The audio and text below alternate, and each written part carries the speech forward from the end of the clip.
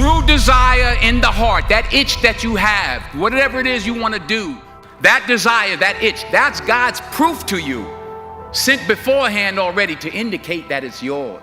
Sometimes you need to feel the pain and sting of defeat to activate the real passion and purpose that God predestined inside of you.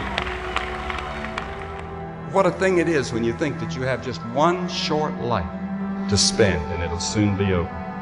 Can you still see God's plan when it didn't go the way that you thought it would go?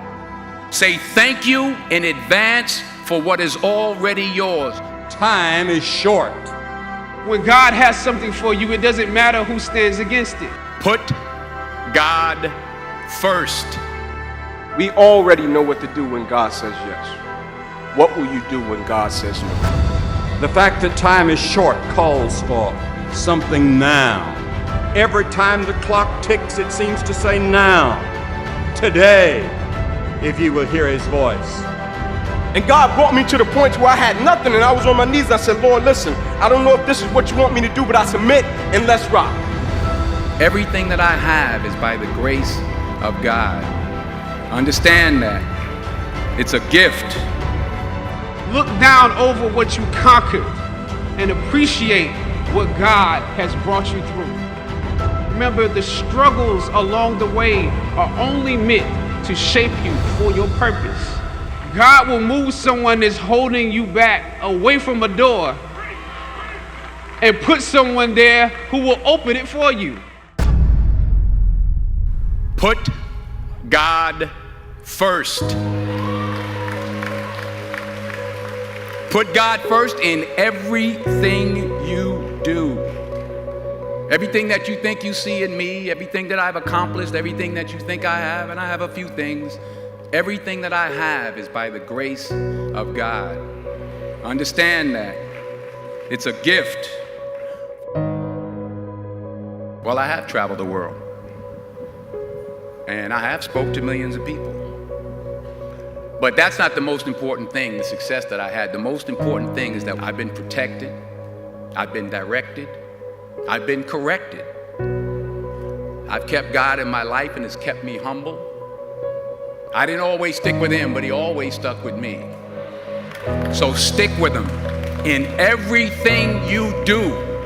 If you think you want to do what you think I've done, then do what I've done and stick with God. In order to achieve your goals, you must apply discipline, which you have already done, and consistency every day, not just on Tuesday and miss a few days.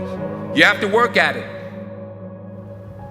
I pray that you put your slippers way under the bed tonight so that when you wake up in the morning, you have to get on your knees to reach them. And while you're down there, say thank you for grace. Thank you for mercy. Thank you for understanding. Thank you for wisdom. Thank you for parents. Thank you for love. Thank you for kindness. Thank you for humility. Thank you for peace. Thank you for prosperity. Say thank you in advance for what's already yours. It's how I live my life. That's one of the reasons why I am today. Say thank you in advance for what is already yours. True desire in the heart for anything good is God's proof to you, sent beforehand to indicate that it's yours already. I'll say it again. True desire in the heart, that itch that you have, whatever it is you want to do, that thing that you want to do to help others and to grow and to make money, that desire, that itch, that's God's proof to you, sent beforehand already to indicate that it's yours. And anything you want good, you can have. So claim it. Work hard to get it. Put God first.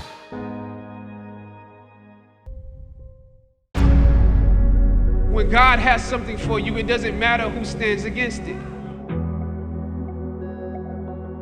God will move someone that's holding you back away from a door and put someone there who will open it for you. I don't know what your future is, but if you are willing to take the harder way, the more complicated one, the one with more failures at first than successes, the one that has ultimately proven to have more meaning, more victory, more glory, then you will not regret it. The light of new realization shines on you today. Press on with pride and press on with purpose. When completing a long climb, one first experiences dizziness due to the high altitude. But once you become accustomed to the climb, your mind opens up to the tranquility of the triumph. Oftentimes, the mind is flooded with realizations that were for some reason harder to come to when you were at a lower elevation. At this moment, most of you need some realizations because right now you have some big decisions to make. Right now, I urge you, in your breath, in your eyes, in your consciousness, invest in the importance of this moment and cherish it. You should celebrate, but this moment is also part of that celebration. So savor the taste of your triumphs today. Don't just swallow the moment whole without digesting what has actually happened here. Look down over what you conquered and appreciate what God has brought you through. Remember, the struggles along the way are only meant to shape you for your purpose. We already know what to do when God says yes. What will you do when God says no? In the words of an older gentleman, he told me one day, he said, young man, you can't speed up the river and you can't slow it down. At a certain point, you got to have some faith. When things happen, a redirection, it's a part of the journey. It makes it even sweeter in the end when the purpose is greater and about something greater than you. But this is what I've understood. In life, some people don't need you to preach a sermon, they need you to live one. Faith is the substance of things hoped for, the evidence of things not seen. And I'm like, God, are we moving like that? And I come into my junior year, and I'm about to get exactly what I want. About to get this thing called NFL. 10 games away from this dream. This thing that I've been working for my whole life. My whole life is dedicated to this one game. I got the paperwork that states I'm about to be an NFL draft pick. NFL on top of the paper. Inky Johnson projected top 30 automatic multi-millionaire. Now all you have to do, the hard part's over. Just play the next 10 football games, Ink. You made it. And I go out in a silly game against Air Force, 2 minutes left, and I go to make a tackle that I can make with my eyes closed. And when I hit him, every breath in my body left. My body goes completely limp. I fall to the ground. I blacked out. My eyes open. I'm still not, too concerned because it's football. When my eyes open, guys run over, Ink, let's rock, man, let's go, let's finish him off. And I'm like, I can't. I said, I can't move.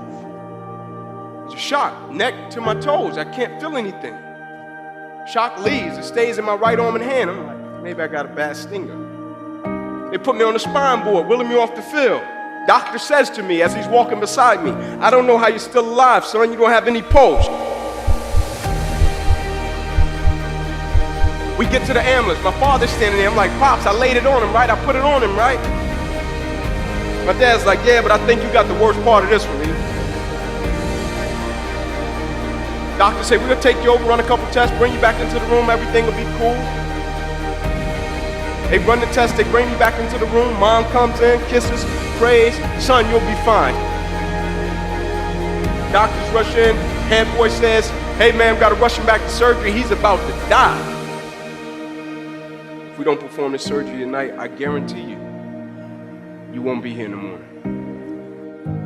And now the thing I placed my identity in, now it's gone. That's why I laugh at people when they say, man, if I could just get this, I'll be. Man, if I could just get this position, I'll be. Woo! Man, if I could just get this amount of money, I'll be. I'm like, woo. But what happens even if you get it or you don't get it? What happens when God says yes and no? Like, do you have the ability to accept what you don't understand? Can you still see God's plan when it didn't go the way that you thought it would go?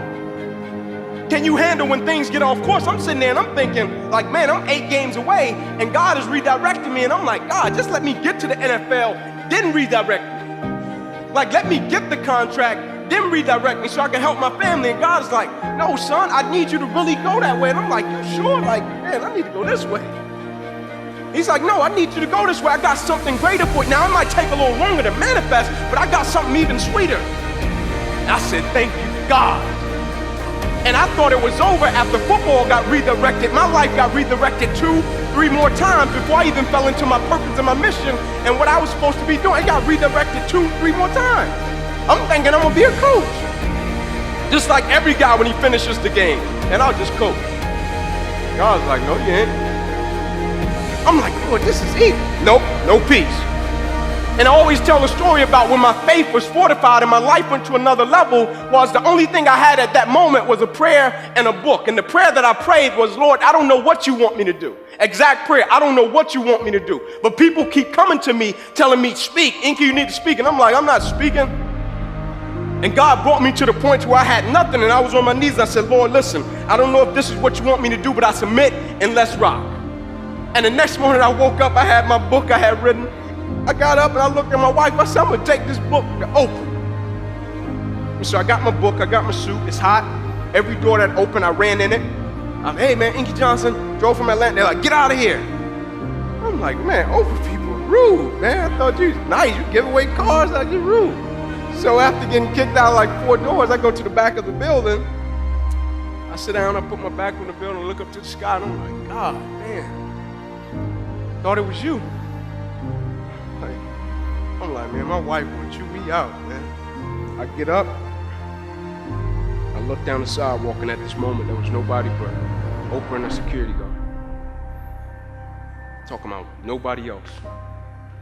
She's walking toward me, I'm walking toward her. I get a couple of feet away, I stop. She grabbed my suit. She said, hey, that's a nice suit. I said, thank you. I said, I drove from Atlanta, I wanted to get you my book. She said, oh, cool, great. I said, would you mind taking a picture?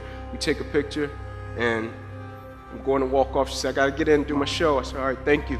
And I'm going to walk off, and her security says to me, said, hey, young man, come here.